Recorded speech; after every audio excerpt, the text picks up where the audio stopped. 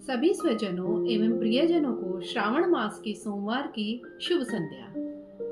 आज के पॉडकास्ट में मैं आपको अज्ञानता से ज्ञान की ओर की यात्रा की सत्य कहानी सुनाने जा रही हूँ। यह कहानी हमारे महाग्रंथों से ली गई है और यह कहानी है महर्षि पाणिनि की जीवन यात्रा की कहानी। महर्षि पाणिनि का नाम तो आप सबने सुना ही होगा।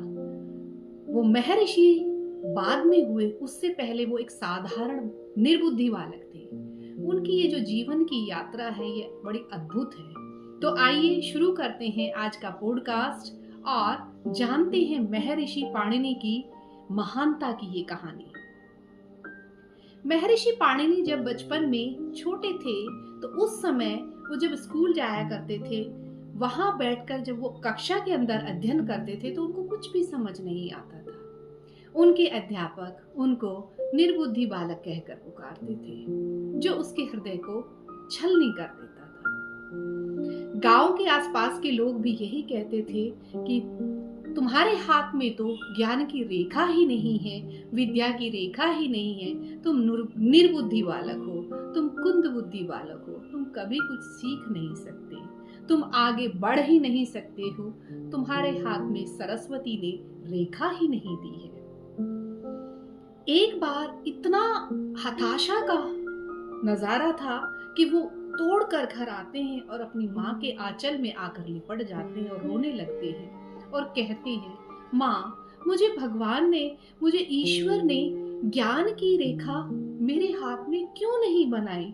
क्यों उस ईश्वर ने मेरे साथ ऐसा अन्याय किया है? ऐसा सुनकर उसकी माँ बहुत परेशान हो गई।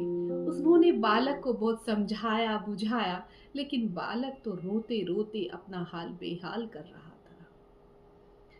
किसी तरह से बालक को चुप कराया। उन्होंने कहा, तुम भूखे हो, मैं तुम्हारे लिए खाना लेके आती हूँ, मैंने तुम्हारी पसंद का, तुम्हारा प्रिय भोजन बनाया है। फिर वो उसके लिए भोजन की थाली परोसती है और उस बच्चे के समक्ष वो रख देती है।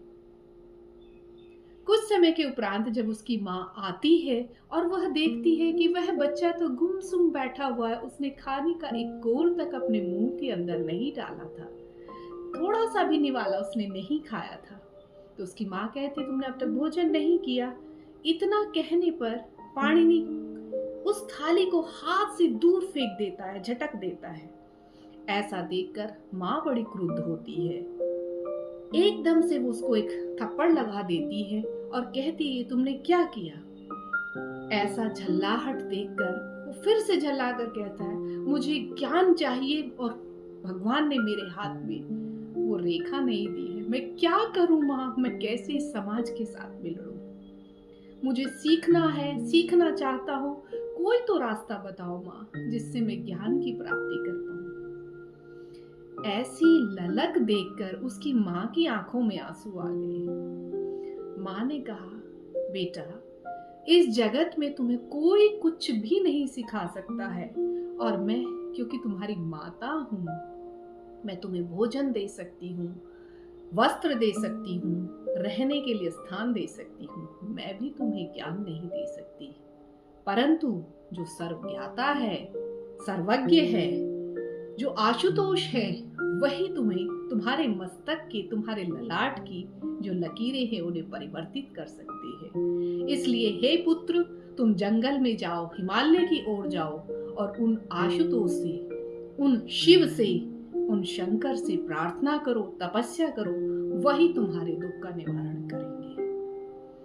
ऐसा सुनकर वो बच्चा प्रफुल्लित हो उठा। अरे वाह, अब मुझे ज्ञान की प्राप्ति होगी, मैं भी ज्ञान की अपने अंदर की ललक, अपनी प्यास को बुझा पाऊंगा। ऐसा सुनकर वह बालक दौड़ पड़ा, उछल पड़ा और निकल गया जंगल की ओर, हिमालय की ओर। नन्हा सा बालक, आयु लगभग 10 से 12 वर्ष रही होगी, वह पहुंच जाता है जंगल में और जंगल में जाकर धुनी रमा देता है, तपस्या आरंभ करता है और उसके हृदय से केवल और केवल यही मंत्र निकलते हैं, ओम नमः शिवाय, ओम नमः शिवाय, ओम नमः शिवाय।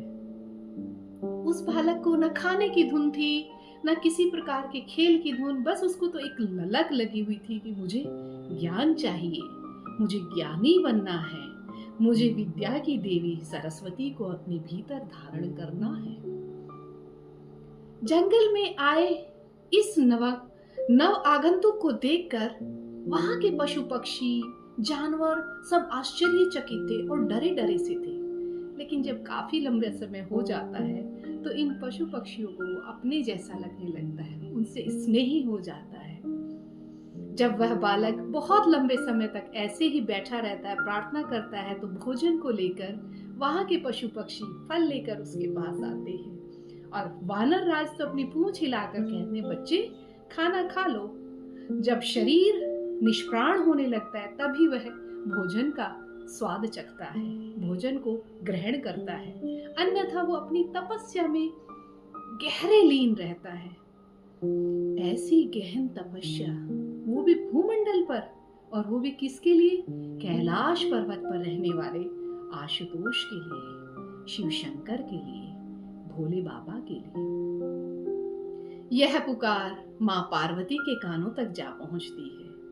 माँ पार्वती कहती है, हे प्रभु, आपका एक भक्त पृथ्वी पर आपको निरंतर पुकार रहा है, आपको वहां जाना चाहिए, उसकी करुण पुकार को सुनना चाहिए। आप तो आशुतोष हैं, आप तो सबकी समस्याओं का निवारण करते हैं। ऐसा सुनकर भगवान भोलेनाथ उस तपोवन में पहुंच गए जहां पर वह नन्हा बालक तपस्या कर रहा था। आशुतोष भगवान ने जब देखा इतना नन्हा सा बालक तपो में होकर लीन है, तो वो उससे इतने प्रसन्न होते हैं कि वहां पर अपना नटराज नृत्य आरंभ करते हैं और नृत्य करते करते अंत में वो अपना डमरू 14 बार बजाते हैं और उस डमरू से निकले हुए शब्द मंत्रोच्चारण के रूप में, मंत्र के रूप में उस बालक पाणिनि के कानों में गूंजते हैं। और भगवान भोलेनाथ के द्वारा बजाए गए इस डमरू से जो शब्द निकले थे, वे शब्द थे हमारी संस्कृत भाषा की वर्णमाला के शब्द। इस प्रकार से पाणिनि उन शब्दों को ग्रहण करते हैं और ज्ञान की अपनी पिपासा को पूर्ण करते हैं। वही शब्द पाणिनि के द्वारा संस्कृत भाषा के व्याकरण की पूरी कुंजी तैयार करने के लिए प्राप्य थे। अब भगवान भोलेनाथ इतना देकर अंतर्ध्यान हो जाते हैं और इस प्रकार से पाणिनि इन उच्चारण किए गए डमरू के द्वारा जो शब्द थे वो व्याकरण में परिवर्तित करते हैं। यही आज हमारी संस्कृत भाषा है जो देववाणी भी कहलाती है। तो मेरे प्रियजनों, इस कहानी का भावार्थ ये है कि अगर अंदर मन में ललक है, अंदर आपके अंदर जागृति है ज्ञान के प्रति, तो आपके हाथ में अज्ञानता होते हुए भी आप उस ज्ञान को प्राप्त कर सकते हैं। आपको अपने भीतर से वो ललक पैदा करनी होगी, सीखने की ललक, जानने की ललक। तो इन्हीं शब्दों के साथ मैं इस कहानी को यहीं विराम देती हूँ। मुझे आशा है आपको यह कहानी कर्णप्रिय लगी होगी। धन्यवाद।